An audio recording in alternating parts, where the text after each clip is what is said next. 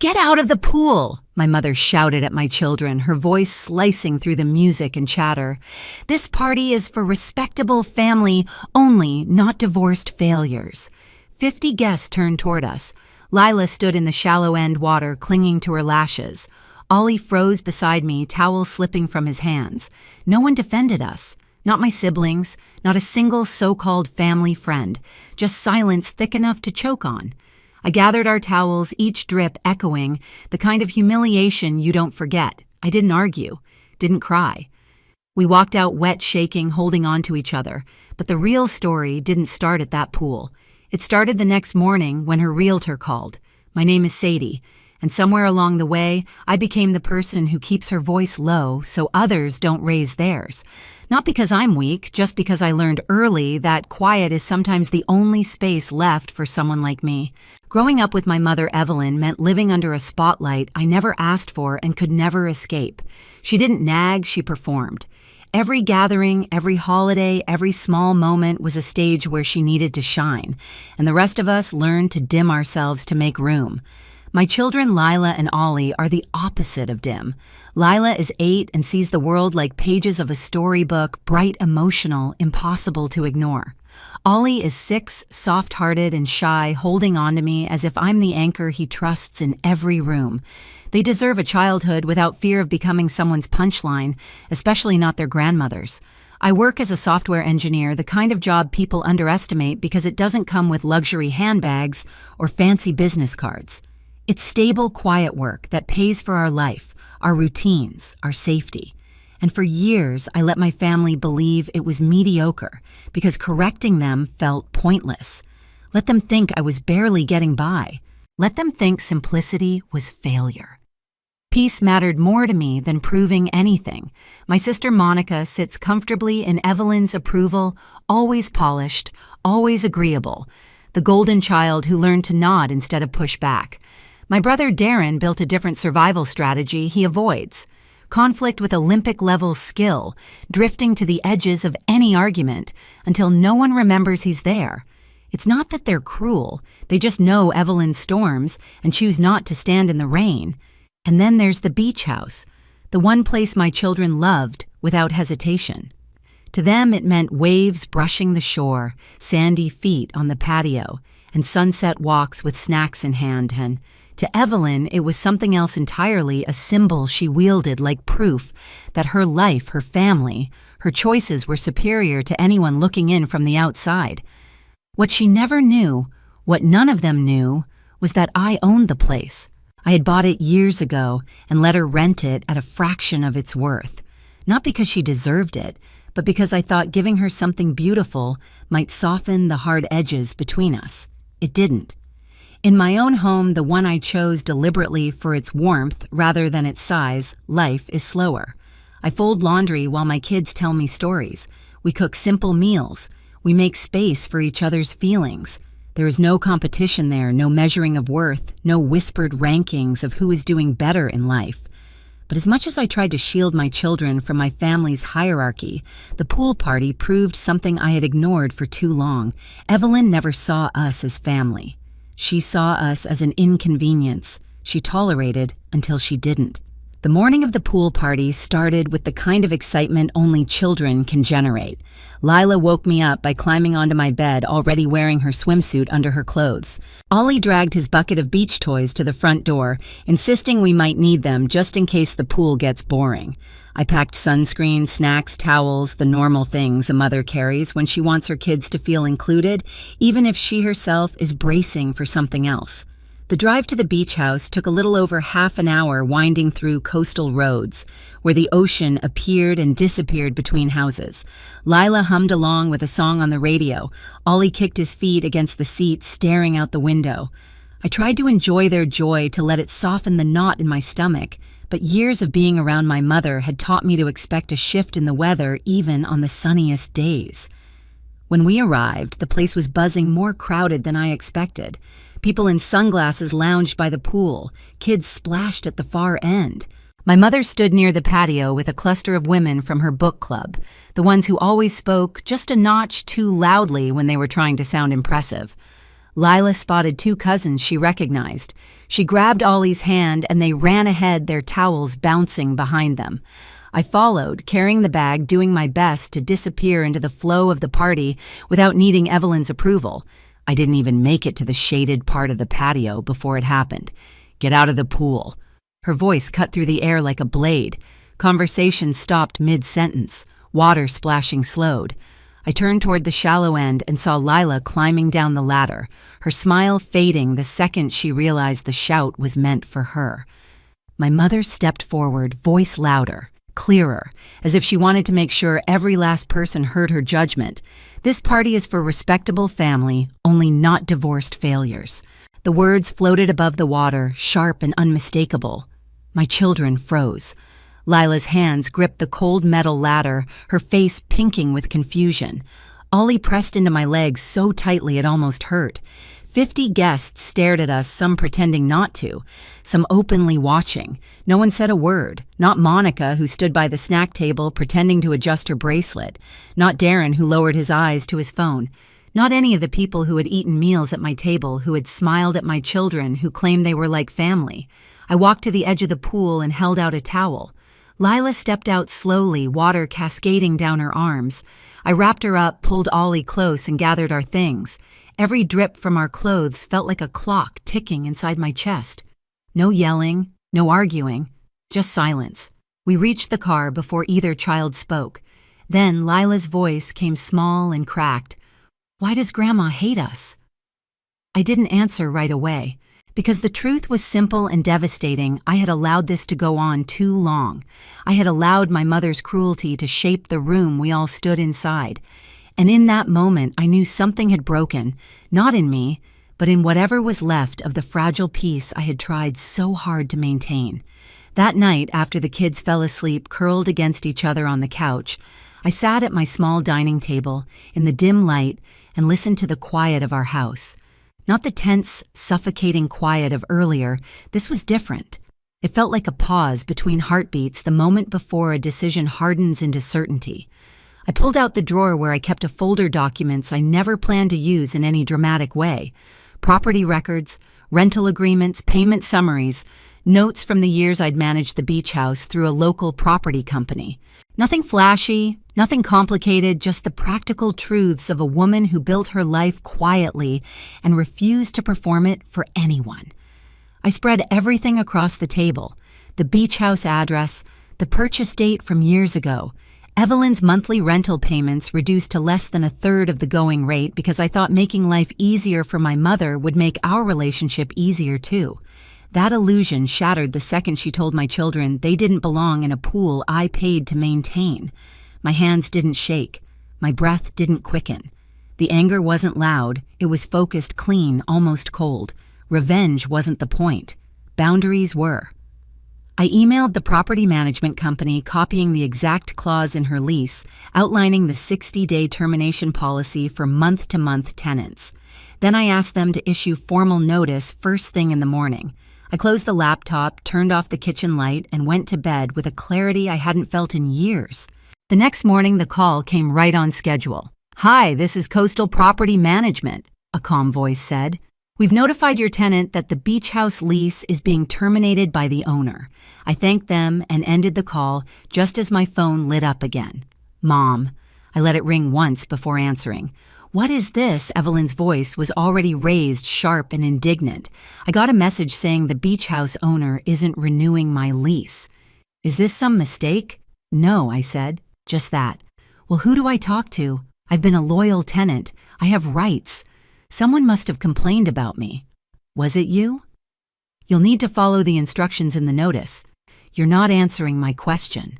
"Sadie?" Her voice vibrated with disbelief, the same tone she used when a cashier dared tell her a coupon expired. "Are you behind this?" Instead of explaining, I said I have to take the kids to school and hung up. 10 minutes later, Monica texted Mom is panicking. "What did you do? She was harsh yesterday, but you didn't have to go nuclear." Darren left a voicemail. "This is petty, Sadie. Just let it go." She didn't mean it, but I wasn't interested in defending my pain to people who couldn't even defend my children when it mattered. By noon, Evelyn called again. This time her voice wasn't angry. It was frightened. Please call me back. Where am I supposed to go for the summer? Everything near the coast is booked. I didn't respond. Not because I wanted her to suffer, but because silence was the only language she had ever ignored until now. And suddenly, it was the only one I was willing to speak. The official notice from the rental board arrived 9 days after the pool incident, an email confirming the date and time of the hearing Evelyn had requested. I read it once, twice, then closed my laptop. Of course, she filed a complaint. Evelyn had spent her entire life believing consequences were optional for people like her. She must have thought the hearing would end with someone apologizing to her for the inconvenience. For a while, I didn't think about the hearing. Life kept moving. Breakfasts had to be made, lunches packed, bedtime stories read. But every few days, another message arrived, long voicemails from Evelyn, begging, bargaining, occasionally, threatening to cut ties entirely if I didn't intervene with the landlord. Monica sent guilt-laced texts about family harmony and not traumatizing Mom. Darren sent a link to a random article about eviction laws as if that somehow proved I was being unreasonable, but none of them ever mentioned what happened at the pool, not once. The morning of the hearing, I dropped Lila and Ollie at school and drove to the municipal building in the center of town. It sat between a bank and an ice cream shop, a simple place with glass doors and beige walls, hardly the dramatic courtroom my mother probably imagined. I checked in at the front desk, was given a badge, and walked into hearing room B. The room held one long table for respondents, one for complainants, and a small raised platform where the hearing officer would sit. When I arrived, only 2 other people were there, the assistant clerk and the officer herself, a woman in her 50s with glasses and a calm, measured presence. I took a seat at the respondent's table, setting down the folder I had prepared. I kept everything neatly arranged: statements from the property management company, screenshots of messages from guests who had reached out after the pool incident, records of Evelyn's rental history, and the original purchase documents for the beach house. I didn't plan to wield any of it like a weapon. I just didn't plan to hide anymore. The door opened sharply.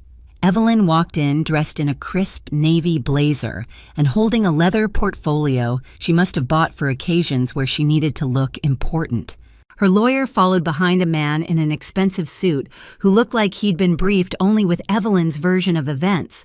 She froze when she saw me sitting at the respondent's table. "What are you doing over there?" she demanded, voice shrill enough that the clerk flinched. I didn't answer. The hearing officer stepped in before I had to. "Ms. Wilson," she said, addressing my mother, "please take your seat. We'll begin shortly." "Why is she sitting on that side?" Evelyn hissed, pointing at me. "She's not the landlord.